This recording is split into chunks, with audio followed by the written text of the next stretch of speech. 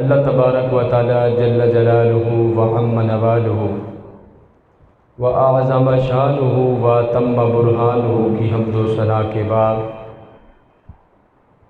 حضور نبی اکرم شفیع معظم نور مجسم نبی محترم تاجدار انبیاء حبیب کبریا شاف روز جزا شب اسرا کے دولہا مال کے ہر دو سرا سروری کائنات فخر موجودات باعث تخلیق کائنات زینت بزم کائنات جناب احمد مجتبی محمد مصطفیٰ صلی اللہ علیہ وآلہ وسلم کی بارگاہ عالیہ میں درود و سلام کا نذرانہ عقیدت پیش کرنے کے بعد میرے انتہائی واجب الاحترام عزیز ساتھیوں، آج جمعۃ المبارک کا انتہائی رحمتوں برکتوں والا دن ہے۔ دعا ہے اللہ تعالیٰ میری اور آپ سب کی حاضری کو اپنی بارگاہ میں شرف قبولیت عطا فرمائے۔ عام طور پر جمعۃ المبارک کے خطبے میں ایک ہی موضوع پر گفتگو ہوتی ہے، لیکن آج ممکن ہے دو تین ایسی چیزیں شامل ہو جائیں۔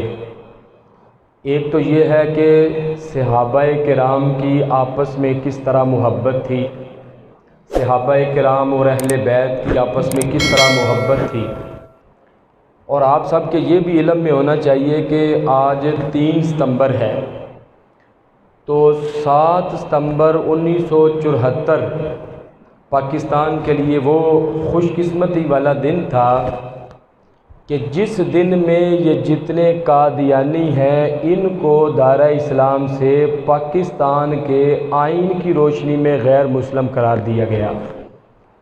تو یہ جب بھی تاریخی دن ہو، اس حوالے سے میں سمجھتا ہوں گفتگو ہونا اشد ضروری ہے۔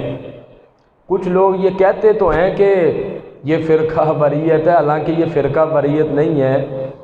ہمارے مسلک کو چھوڑ کے دوسرے مسلک میں لوگ کیوں جا رہے ہیں کثرت سے؟ چونکہ ہمارے اپنے لوگوں کو اپنے عقیدے کا ہی پتہ نہیں ہے۔ اب حضور صلی اللہ علیہ وسلم کی ختم نبوت کی اگر بات کی جائے تو کوئی بندہ کہے یہ فرقہ واریت ہے، تو ختم نبوت پر ایمان کے لائے بغیر تو بندے کا ایمان ہی نہیں ہے۔ حضور صلی اللہ علیہ وسلم کی ختم نبوت اگر نہیں ہے تو پھر تو ایمان ہی نہیں ہے۔ جس طرح کہ اللہ تعالیٰ کو ایک ماننا ضروری ہے، اسی طرح حضور صلی اللہ علیہ وآلہ وسلم کی ذات بابرکات کو آخری نبی اور آخری رسول ماننا بھی ضروری ہے۔ اللہ تعالیٰ کو اگر کوئی ایک نہیں مانتا تو وہ دائرہ اسلام سے خارج ہے۔ اسی طرح جو رسول اللہ صلی اللہ علیہ وسلم کی ختم نبوت کو نہیں مانتا وہ بھی دائرہ اسلام سے خارج ہے۔ تو یہ بڑا اہم مسئلہ ہے۔ تو گفتگو کے آخر میں انشاءاللہ اس حوالے سے بھی کچھ بات چیت ہوگی۔ اللہ تبارک و تعالیٰ مجھے سچ کہنے کی توفیق عطا فرمائے اور سنا کر مجھے اور آپ سب کو اس پر عمل کرنے کی توفیق عطا فرمائے۔ صحابہ کرام حضرت عمر فاروق رضی اللہ تعالیٰ عنہ ہوں، حضرت ابو بکر صدیق ہوں، حضرت عثمان غنی، حضرت علی المرتضیٰ، یا دیگر جو صحابہ کرام ہیں، آپ قرآن و حدیث کا مطالعہ کریں تو آپ کو خود پتہ چلے گا کہ یہ جو آپس میں اختلافات پیدا کرنے والی صورتحال ہے یہ بعد والے لوگوں نے بنائی ہے۔ صحابہ کرام تو آپس میں ایک دوسرے کے ساتھ دل و جان سے بڑھ کر محبت فرمایا کرتے تھے۔ حضرت عمر فاروق رضی اللہ تعالیٰ عنہ نے حضرت علی المرتضیٰ رضی اللہ تعالیٰ عنہ کے متعلق ارشاد فرمایا، کتنی محبت ہے آپس میں۔ حضرت عمر فاروق نے فرمایا کہ حضرت علی المرتضیٰ رضی اللہ تعالیٰ عنہ کو اللہ تعالیٰ نے 3 خصوصیات ایسی عطا فرمائی ہیں جو کسی اور کو نہیں عطا فرمائی۔ اب اگر ان کے آپس میں اختلافات ہوتے تو وہ یہ باتیں تو نہ کرتے۔ حضرت عمر فاروق رضی اللہ تعالیٰ نے فرمایا کہ جو پہلی خصوصیت حضرت مولا علی کو اللہ تعالیٰ نے عطا فرمائی وہ یہ ہے کہ سرکار کی اپنی پیاری بیٹی جو لخت جگر ہیں، جو سیدہ کائنات ہیں، سیدہ ہیں، مومنہ ہیں، مسلمہ ہیں، صابرہ ہیں، موحدہ ہیں، زاہدہ ہیں، عابدہ ہیں، مفسرہ ہیں، فقیہہ ہیں، مدققہ ہیں، نقیہ ہیں، زکیہ ہیں، عادلہ ہیں، عادلہ ہیں، حبیبہ حبیب رب العالمین سیدہ فاطمہ الزہرا رضی اللہ تعالیٰ عنہا۔ تو فرمایا جو سرکار کی لخت جگر ہیں ان کا نکاح اللہ تبارک و تعالیٰ نے، اللہ کے محبوب صلی اللہ علیہ وسلم نے حضرت علی المرتضیٰ رضی اللہ تعالیٰ کی ذات بابرکات کے ساتھ فرمایا۔ تو دیکھو یہ پہلی حضرت علی المرتضیٰ رضی اللہ تعالیٰ کی خصوصیت ہے جو کسی اور کی نہیں، اپنی سب سے جو محبوب بیٹی ہیں ان کا نکاح حضرت علی المرتضیٰ رضی اللہ تعالیٰ کے ساتھ فرمایا۔ اور دوسری خصوصیت کیا ہے؟ فرمایا کہ حضرت علی المرتضیٰ رضی اللہ تعالیٰ عنہ اور سیدہ فاطمہ الزہرا رضی اللہ تعالیٰ عنہ کو مسجد میں رہنے کی اجازت دی گئی۔ اور تیسری خصوصیت کیا ہے؟ فرمایا کہ وہ قلعہ خیبر جو کسی سے فتح نہیں ہو رہا تھا، حضرت علی المرتضیٰ رضی اللہ تعالیٰ کو مدینے کے تاجدار نے جھنڈا عطا فرمایا۔ جب وہ فتح نہیں ہو رہا تھا، کئی دنوں تک یہ سلسلہ جاری رہا، تو اللہ کے محبوب صلی اللہ علیہ وسلم نے فرمایا کل میں یہ جھنڈا اس کو عطا فرماؤں گا کہ جس کے ہاتھ سے اللہ تبارک و تعالیٰ خیبر کو فتح فرمائے گا۔ تو صحابہ کرام دیکھنے لگے کہ اب دیکھتے ہیں اللہ کے رسول صلی اللہ علیہ وسلم کس کو جھنڈا دیتے ہیں۔ تو سارے صحابہ کرام آ گئے۔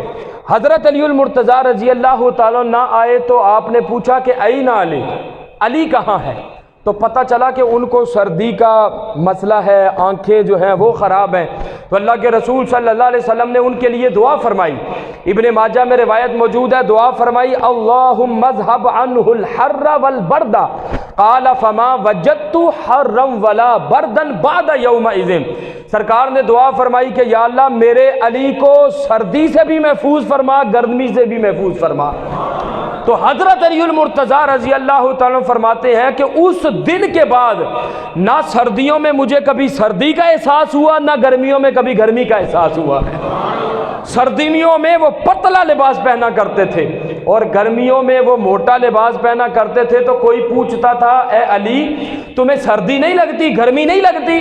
تو آپ مسکرا کے آگے سے فرماتے تھے جب کہ مدینے کے تاجدار نے میرے لیے دعا فرما دی ہے، اللہ نے مجھ سے سردی کو بھی دور فرما دیا ہے، گرمی کو بھی دور فرما دیا ہے۔ تو جب آپ خیبر میں اترے تو جو مرحب تھا وہ بڑے اپنے ترانے پر رہا تھا، شعر پر رہا تھا، جی میں بڑا بہادر ہوں، میں بڑا طاقتور ہوں، میں تیر و تلوار چلانا جانتا ہوں۔ حضرت علی المرتضیٰ رضی اللہ تعالیٰ جب میدان میں اترے آپ نے فرمایا تو بڑا بہادر ہے؟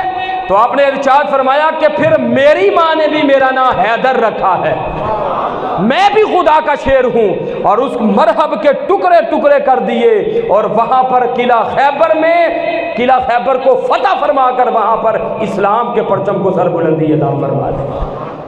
اب یہ دیکھو حضرت علی المرتضیٰ رضی اللہ تعالیٰ ارشاد فرما رہے ہیں کہ حضرت علی المرتضیٰ رضی اللہ تعالیٰ کی ایک یہ بھی خصوصیت ہے کہ خیبر کے دن اللہ کے محبوب صلی اللہ علیہ وسلم نے جھنڈا عطا فرمایا ہے تو حضرت علی المرتضیٰ کو عطا فرمایا۔ یہ دیکھو ایمان سے بتائیں کہ ان کی آپس میں محبت ہے کہ نہیں ہے۔ یہ بطور حوالہ چند کتب میں نے کہا چلیں آپ کو دکھلانے کے لیے، اگر کسی نے حوالہ دیکھنا ہو تو وہ دیکھ بھی سکتے ہیں، تو میں یہ ساتھ لے آیا ہوں۔ حضرت عمر فاروق رضی اللہ تعالیٰ عنہ سے ہی روایت ہے، یہ ترمذی شریف ہے اور اس کی یہ دوسری جلد ہے، اور یہ جو بک ہے اس کا پیج نمبر 686 ہے، جس میں حضرت عمر فاروق رضی اللہ تعالیٰ کیا روایت کرتے ہیں۔ آپ ارشاد فرماتے ہیں کہ فرمایا کہ ابو بکر سیدنا و خیرنا و احبنا الی رسول اللہ صلی اللہ علیہ وسلم۔ حضرت عمر فاروق رضی اللہ تعالیٰ ارشاد فرماتے ہیں ہم سب کے سردار اور ہم سب سے بہتر اور جن کے ساتھ اللہ کے رسول سب سے زیادہ محبت فرمایا کرتے تھے وہ حضرت سیدنا ابو بکر صدیق کی ذات بابرکات۔ محبت سے بولے نا سبحان اللہ۔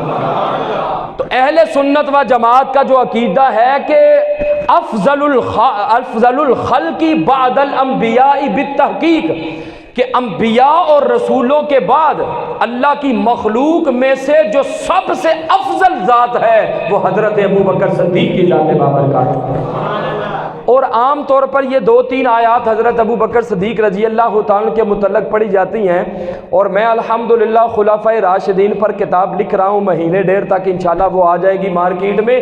اس میں جو मुफस्सिरीन किराम ने लिखा है वो तकरीबन 14-15 ऐसी आयात हैं जो अल्लाह तबारक व तआला ने हज़रत अबू बकर सिद्दीक़ रज़ी अल्लाह तआला की अज़मत व शान में नाज़िल फरमाई।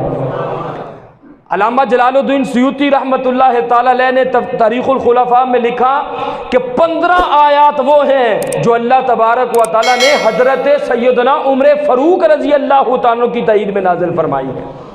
तो ये वो सहाबाए किराम के जिनकी ताईद में, जिनकी तस्दीक में, जिनकी अज़मत में और जिनकी शान में अल्लाह तबारक व तआला कुरान की आयतें नाज़िल फरमा रहा है।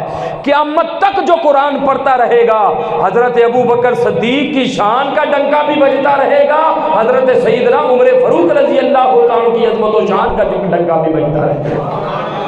इसी तरह हज़रत अलीउल मुर्तज़ा रज़ी अल्लाह तआला की अज़मत व शान में कुरान मजीद की आयतें नाज़िल हुई हैं। तो अब ये मेरा और सिर्फ आपका अकीदा नहीं है, ये हज़रत उमर फ़ारूक का अकीदा भी है कि ये तिरमिज़ी शरीफ मेरे साथ सामने मौजूद है। अब्वाबुल मनाक़िब में फरमाया सय्यदुना व खैरुना व अहब्बुना इला रसूलिल्लाह सल्लल्लाहु अलैहि वसल्लम। हज़रत उमर फ़ारूक फरमाते हैं हम सबसे बेहतर और हम सब के सरदार और जिनके साथ सबसे ज़्यादा मदीने के ताजदार मोहब्बत फरमाया करते थे वो हज़रत सैयदना अबू बकर सिद्दीक़ की जाते बाबर। ईमान से बताओ ये इनकी आपस में मोहब्बत है कि नहीं है? हज़रत आयशा सिद्दीक़ा रज़ी अल्लाह तआला अन्हा ने एक मरतबा रसूल अकरम सल्लल्लाहु अलैहि वसल्लम की खिदमत में अर्ज़ किया कि या रसूलल्लाह सल्लल्लाहु अलैहि वसल्लम आपके उम्मतियों में से कोई ऐसा खुश नसीब है कि जिसकी नेकियां आसमान के सितारों के बराबर हो। अब यहाँ से हज़रत आयशा सिद्दीक़ा रज़ी अल्लाह तआला अन्हा का अकीदा भी पता चला कि उनको पता था कि मुस्तफ़ा को पता है मेरे किस किस गुलाम की कितनी नेकियां हैं। जिसको पता ही नहीं उसे पूछने का फ़ायदा क्या? तो आपने क्या इरशाद फरमाया? आपने फरमाया हाँ मेरे गुलामों में से मेरा उमर वो है जिसकी नेकियां आसमान के सितारों के बराबर हैं। हज़रत आयशा सिद्दीक़ा रज़ी अल्लाह तआला अन्हा बड़ी हैरान हुई और अर्ज़ करने लगी या रसूलुल्लाह सल्लल्लाहु अलैहि वसल्लम मैंने तो समझा कि आप मेरे बाप का नाम लेंगे, हज़रत अबू बकर सिद्दीक़ का नाम लेंगे, वो सफ़र में आपके साथ रहे, हज़र में आपके साथ रहे, खुशी में आपके साथ, गमी में आपके साथ, हर मौके पर आपके साथ रहे। तो मैंने तो सोचा कि आप मेरे बाप हज़रत अबू बकर का नाम लेंगे, तो आपने हज़रत उमर फ़ारूक का नाम ले लिया। तो सरकारे दो जहां सल्लल्लाहु अलैहि वसल्लम ने क्या इरशाद फरमाया? आपने इरशाद फरमाया ये तो मेरे उमर का मकाम है, अबू बकर सिद्दीक़ की अज़मत व शान इससे भी ज़्यादा है। या रसूलुल्लाह सल्लल्लाहु अलैहि वसल्लम वो किस तरह ज़्यादा है? फरमाया कि उमर फ़ारूक रज़ी अल्लाह तआला की नेकियां आसमान के सितारों के बराबर हैं। और फरमाया कि मेरा अबू बकर वो है जिसकी गारे सोर की जो एक नेकी है वो एक तरफ हो जाए, उमर फ़ारूक की सारी ज़िंदगी की नेकियां एक तरफ हो जाए, अबू बकर की वो एक गार वाली नेकी उमर फ़ारूक की सारी ज़िंदगी की नेकियों से बढ़कर है।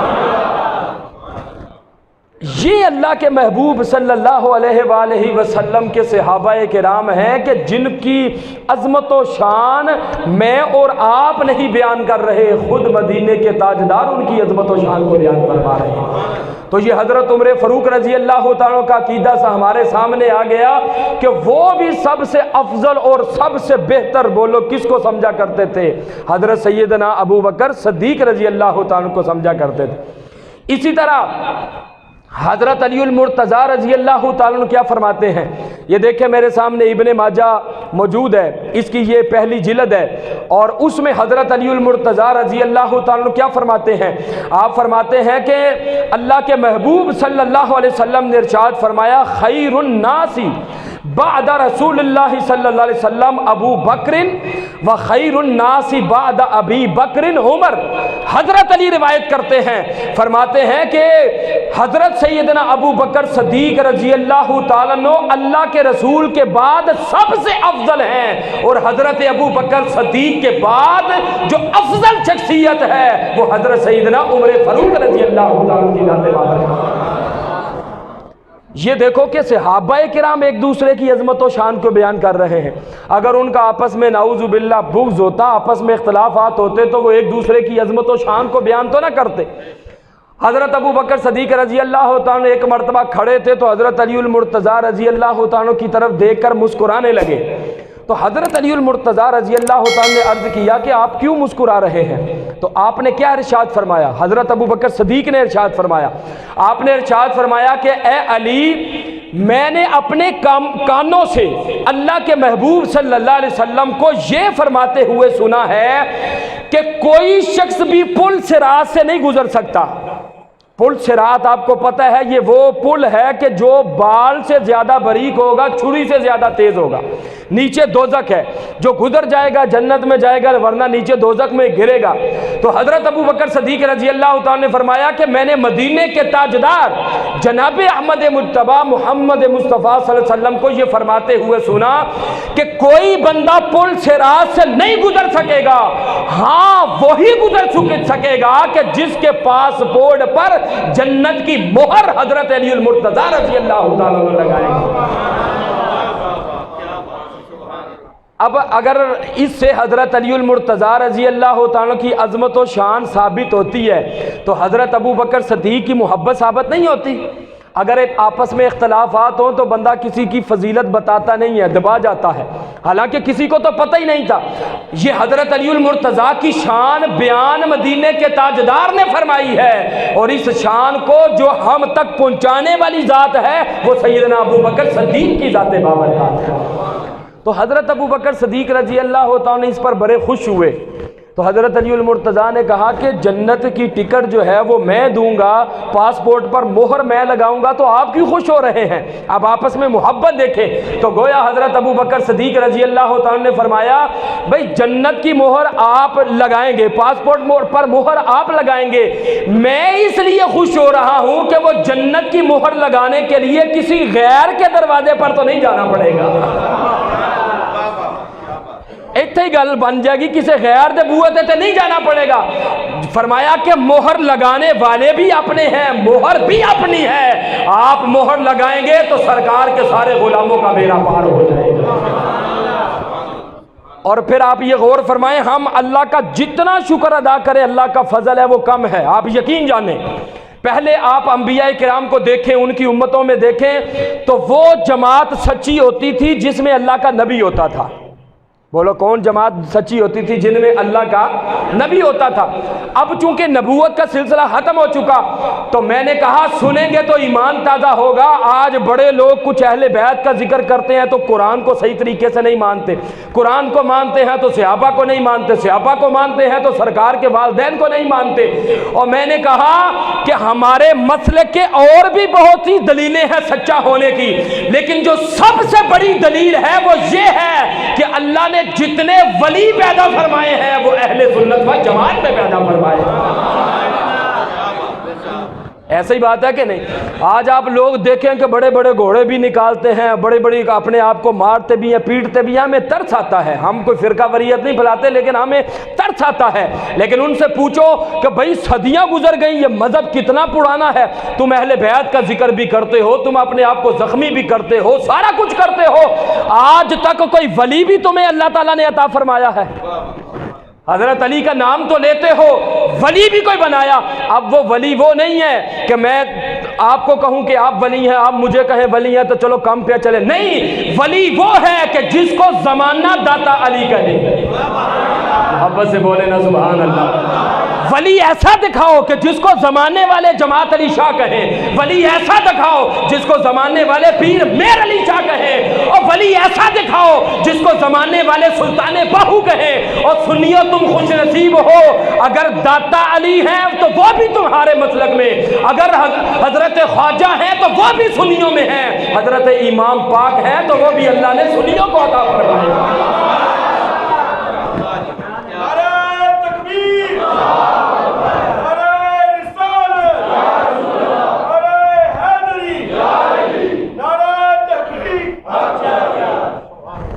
تو یہ اللہ تعالیٰ نے جتنے بھی اولیاء عطا فرمائے ہیں یہ سنیوں کو عطا فرمائے ہیں۔ تو پہلے وہ جماعت سچی ہوتی تھی جن میں اللہ کا نبی ہوتا تھا، اب اللہ کے فضل و کرم سے وہ جماعت سچی ہے جس میں اللہ کے نیک برگزیدہ بندے موجود ہیں۔ تو ہمارا یہ مسلک اور عقیدہ ہے کہ کوئی شخص تب تک ولی بن نہیں سکتا جب تک حضرت علی المرتضیٰ رضی اللہ تعالیٰ عنہ اس پر ولایت کی مہر نہیں لگا دیتے۔ تو حضرت علی المرتضیٰ نے جتنوں پر مہر لگائی ہے، کوئی اور مسلک کا بھی ہے کہ جس کو زمانہ یاد کرتا ہو؟ داتا صاحب کو اس دنیا سے رخصت ہوئے 1000 سال ہونے والا ہے۔ آج میرے بھی دل میں ان کی محبت ہے، آپ کے دل میں بھی محبت ہے۔ کیوں؟ کہ انہوں نے اللہ کو راضی کیا ہے۔ اللہ نے فرمایا اب جب تک دنیا باقی رہے گی داتا علی، ہم بھی تیرا ذکر کرتے رہیں گے۔ اسی لیے تو محبت والے نے کہا ادھر میرے ہاتھوں میں آل محمد، ادھر میرے ہاتھوں میں عشق صحابہ۔ کوئی تمہیں نظر نہیں آئے گا جو اہل بیت کو مانتا ہو اور صحابہ کو بھی مانتا ہو۔ ان کو مانتا ہے تو صحابہ کو نہیں مانتا، صحابہ کو مانتا ہے تو سرکار کے والدین کو نہیں مانتا، اگر والدین مصطفیٰ کو مانتا ہے تو سرکار کی ازواج کو نہیں مانتا۔ ہم اللہ کے فضل و کرم سے خوش نصیب ہیں، صحابہ کا نام آئے ہمارے چہرے پھر بھی خوشی سے کھلکھلا اٹھتے ہیں۔ سرکار کی آل کا نام آئے ہمیں پھر بھی کوئی ٹینشن نہیں ہے، سرکار کی ازواج کا نام آئے ہم پھر بھی جھوم جاتے ہیں، سرکار کے والدین کا نام آئے ہم پھر بھی خوشی سے مچل جاتے ہیں۔ تو پھر ذرا مل کے صدا لگا دیجئے ادھر میرے ہاتھوں میں آل محمد، ادھر میرے ہاتھوں میں نہ یہ ہاتھ خالی، نہ یہ ہاتھ خالی، نہ یہ ہاتھ خالی، نہ یہ ہاتھ خالی۔ صحابہ کرام ارشاد فرماتے ہیں حضرت سیدنا عمر فاروق رضی اللہ تعالیٰ عنہ کی بارگاہ میں یمن کی طرف سے کچھ کپڑے آئے، سوٹ آئے، آپ نے وہ سارے صحابہ کرام میں تقسیم فرما دیے، یہ سوٹ تم لے لو، یہ تم لے لو، یہ تم لے لو۔ جب سب میں تقسیم فرما دیے، حسنین کریمین بعد میں تشریف لائے، آپ کے لیے کوئی سوٹ نہ بچا، کوئی جوڑا نہ بچا۔ حضرت عمر فاروق رضی اللہ تعالیٰ عنہ کو پتا چلا ان کو تو کوئی سوٹ نہیں ملا، تو جو یمن کا گورنر تھا آپ نے اس کے نام خط لکھا کہ حضرت امام حسن اور حضرت امام حسین رضی اللہ تعالیٰ عنہما کی شایان نشان جوڑے بھیجے جائیں۔ جب انہوں نے سوٹ بھیجے، حضرت امام حسن نے بھی سوٹ کو پہن لیا، حضرت امام حسین نے بھی سوٹ کو پہنا۔ جب پہن لیا، حضرت عمر فاروق فرمانے لگے اب میرا کلیجہ ٹھنڈا ہو گیا ہے۔ یہ ہے ان کی آپس میں محبت۔ حضرت عمر فاروق رضی اللہ تعالیٰ نسبت کا اتنا خیال رکھا کرتے تھے۔ آپ کے پاس ایک مرتبہ مال غنیمت آیا تو آپ اس کو تقسیم فرما رہے تھے، تو فرماتے فرماتے کسی نے کہا کہ اس کا جو آغاز ہے آپ اپنے بیٹے سے کریں۔ حضرت عمر فاروق کے 13 ٹوٹل ان کی آل اولاد تھی، جن میں سے 9 بیٹے تھے اور 4 بیٹیاں تھیں، تو کہا کہ آپ اپنے بیٹے عبداللہ سے آغاز کریں۔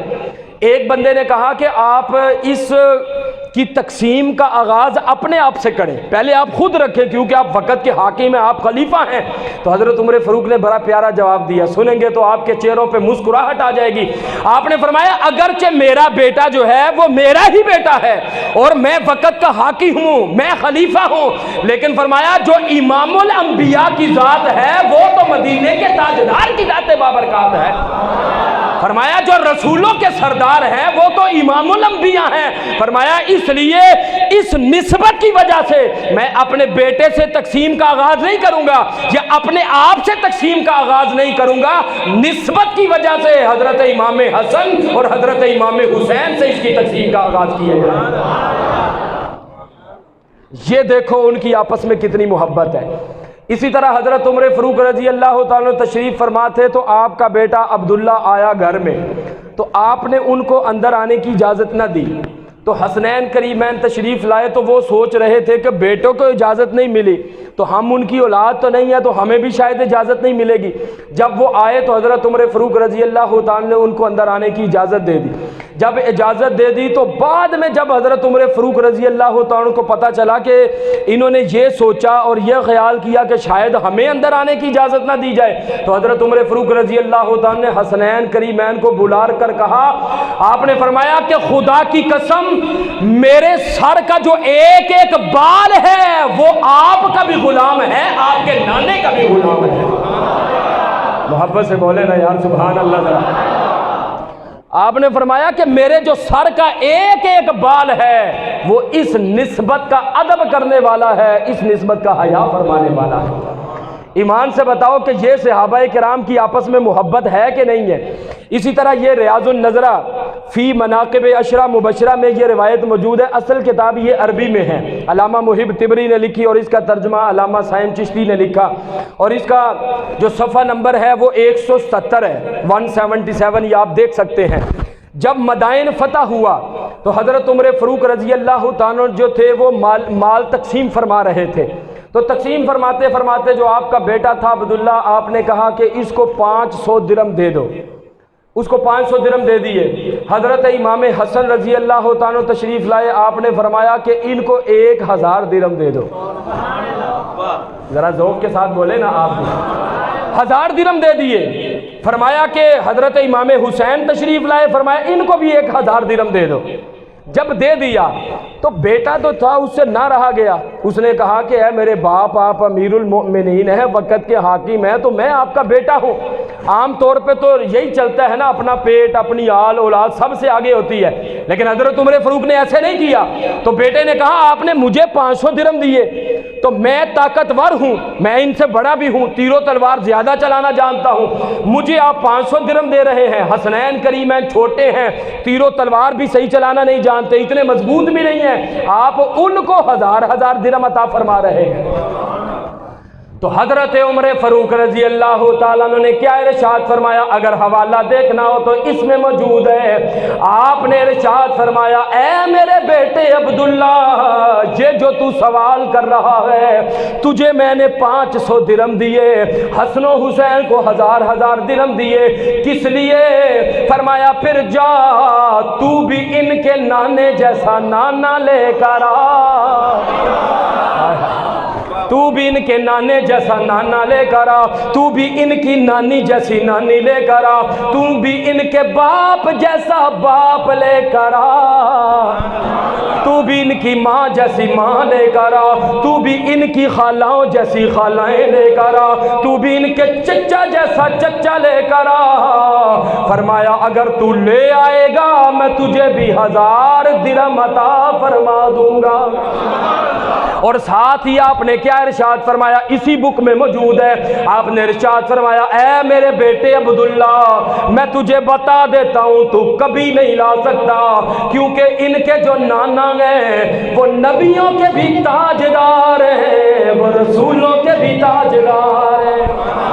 فرمایا ان کے جو نانا ہیں وہ نانا ہیں، اگر وہ بولتے ہیں تو جن کے بولنے سے بلبل نغمے سیکھتی ہے، جن کے سانسوں کی مہک سے مشک و عنبر خوشبو پاتے ہیں، جن کے قدموں کے نشانات سے انسانیت کو رستے میسر آتے ہیں، جن کی گفتگو سے بلبل نغمے سیکھتی ہے، جن کے دانتوں کی چمک سے ہیرے اور جواہرات چمکنے کا سلیقہ سیکھتے ہیں۔ فرمایا ان کے نانا وہ ہیں جن کا آنا من اللہ ہے، جانا اللہ ہے، رہنا مع اللہ ہے، سلام اللہ ہے، کلام اللہ ہے، شفقت رحمت اللہ ہے، قبلہ بیت اللہ ہے، لشکر حزب اللہ ہے، حیدر اسد اللہ ہے، وہ خود محمد الرسول اللہ ہے۔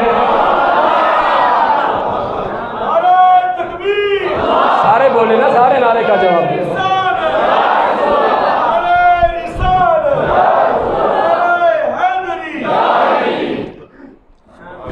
آپ نے فرمایا تو کبھی نہیں لا سکتا، ان کے نانا جان تو وہ ہیں، اور ان کی جو نانی جان ہے وہ سیدہ خدیجہ الکبریٰ رضی اللہ تعالیٰ عنہا، اور فرمایا جو ان کے باپ ہیں، ان کے باپ کون ہیں؟ جو حسن و حسین کے بابا، فاطمہ کے سر کے تاج، تاجدار حل عطا، مراد کل کفا، سخاوت کا سمندر، شجاعت کا غضنفر، مولا مشکل کشا، حضرت علی ابن ابی طالب رضی اللہ تعالیٰ عنہ۔ اور فرمایا جو ان کی ماں ہے وہ سیدہ مومنہ طاہرہ مسلمہ صابرہ زکیہ نقیہ عابدہ مفسرہ فقیہہ مفسرہ نقیہ زکیہ حبیبہ حبیب رب العالمین سیدہ فاطمہ الزہرا رضی اللہ تعالیٰ۔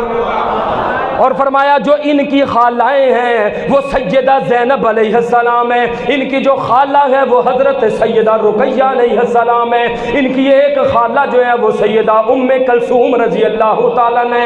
اور فرمایا تو کبھی نہیں لا سکتا، ان کے جو چچا گئے وہ حضرت جعفر ہیں، اور ان کے جو ماموں ہیں وہ حضرت ابراہیم بن رسول ہیں، ان کے جو ماموں ہیں وہ حضرت طیب ہیں، ان کے جو ماموں ہیں وہ حضرت قاسم علیہ السلام ہیں۔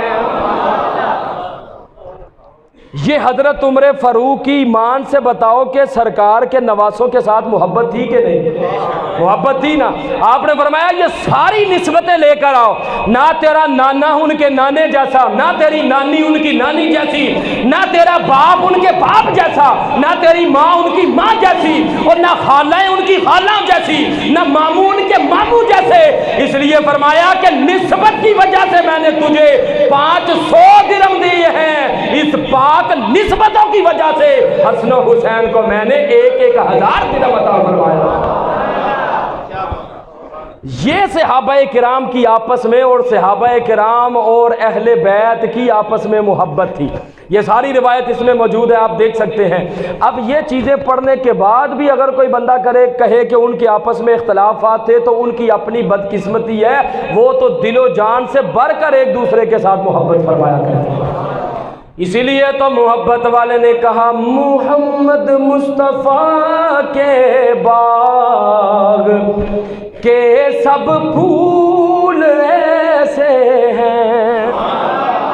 دیکھو نا کتنا پیارا عقیدہ ہے، کتنا میٹھا عقیدہ ہے کہ سرکار کی ساری نسبتوں کو ماننے والے ہیں۔